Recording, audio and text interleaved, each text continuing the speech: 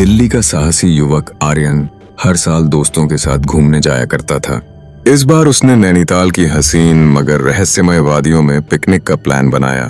अप्रैल की एक खूबसूरत सुबह वह अपने 3 दोस्तों के साथ नैनीताल पहुंचा। जैसे ही उन्होंने पहाड़ियों में कदम रखा, ठंडी हवा और देवदार की खुशबू ने सबको मदहोश कर दिया। होटल पहुंचने के बाद सभी लोग शहर घूमने निकल गए। तभी होटल के मैनेजर ने चाय पर उनसे धीरे से कहा, साहब, रात में पहाड़ियों की तरफ मत जाना, वहां एक औरत रहती है। लोग कहते हैं वह डायन है। आर्यन और उसके दोस्तों ने इस पर खूब मजाक किया, लेकिन मैनेजर की डरी हुई आंखों ने आर्यन को बेचैन कर दिया। रात में सब सो गए, लेकिन आर्यन खिड़की से बाहर पहाड़ियों की तरफ देखता रहा।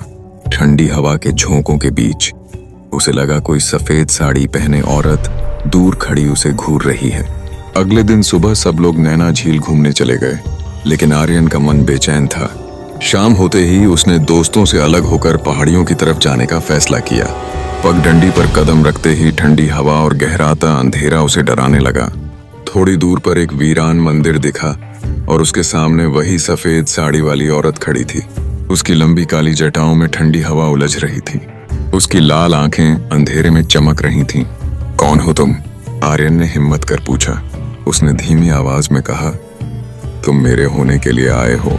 आर्यन को लगा वह सपना देख रहा है, लेकिन अगले ही पल वह औरत उसकी आंखों के सामने आ गई। उसकी सुंदरता में एक अजीब सा आकर्षण और भय दोनों थे। आर्यन कुछ बोल पाता, इससे पहले ही वह औरत उसकी उंगली पकड़कर उसे मंदिर के भीतर ले गई। मंदिर के अंदर घुप अंधेरा था। चारों तरफ धूप और चंदन की तेज खुशबू थी। बीच में एक बड़ा पत्थर का हवन कुंड जल रहा था। वह औरत आर्यन के सामने बैठ गई और बोली, मैं तुम्हें अपना बनाना चाहती हूँ, तुमसे शादी करना चाहती हूँ। आर्यन ठहाका मारकर हंस पड़ा। ये कैसा मजाक है? तुम कौन हो? वह औरत अब और भी डरावनी हो गई। उसकी आवाज में गूंज थी, मैं इस पहाड़ी की रानी हूँ। जिसने भी मेरी बात ठुकराई वह जिंदा नहीं बचा। आर्यन का चेहरा पीला पड़ गया। उसने देखा कि मंदिर की दीवारों पर कई लड़कों की तस्वीरें टंगी थीं।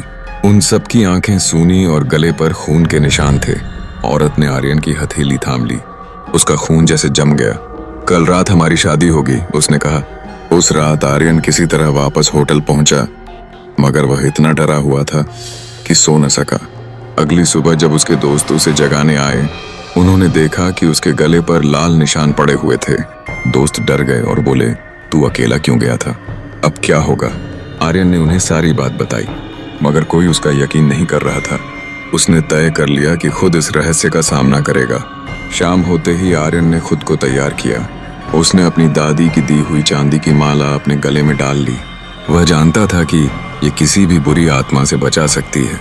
रात ठीक 12 बजे वह फिर मंदिर पहुंचा। वहां वह औरत लाल साड़ी में सजी हुई खड़ी थी।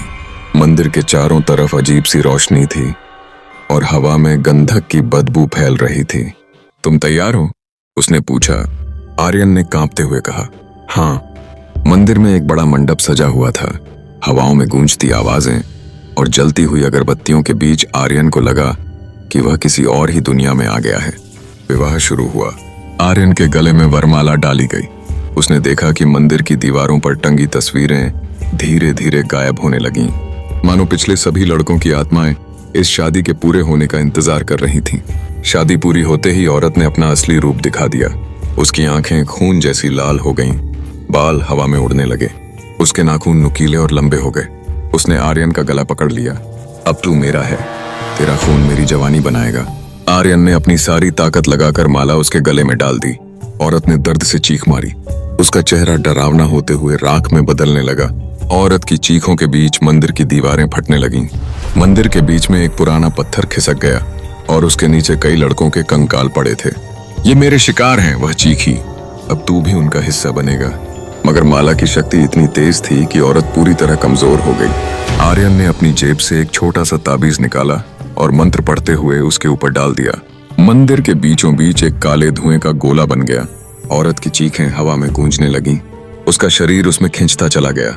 वह बार बार कह रही थी, मुझे छोड़ दो, मेरी भी एक मजबूरी थी। मगर आर्यन ने उसकी एक न सुनी और उसे ताबीज में बंद कर दिया। अब मंदिर में शांति थी। हवा फिर से हल्की हो चुकी थी। मंदिर की दीवारें अब उजली और साफ लग रही थीं। अगली सुबह जब गांव वाले मंदिर पहुंचे तो उन्होंने देखा कि आर्यन मंदिर के बाहर खड़ा है। मंदिर के अंदर अब किसी भी बुरी शक्ति का नामो निशान नहीं था। लोगों ने आर्यन को कंधों पर उठा लिया। गांव की बूढ़ी औरत बोली, बेटा, तुमने हमारी बरसों पुरानी मुसीबत खत्म कर दी। अब कोई लड़का गायब नहीं होगा। आर्यन ने मुस्कुराते हुए आसमान की तरफ देखा। उसे ऐसा लगा मानो सभी मृत आत्माएं उसे आशीर्वाद दे रही हों। उसने अपनी जेब में रखा ताबीज निकाला। उसमें अब भी हल्की सी धुंध भरी थी। उसने बुदबुदा कर कहा, तुम्हें अब हमेशा कैद रहना होगा। फिर वह दोस्तों के पास लौट गया, मगर उसके चेहरे पर हमेशा रहस्यमय मुस्कान बनी रही, क्योंकि वह जानता था कि नैनीताल की वादियां अब सुरक्षित थीं।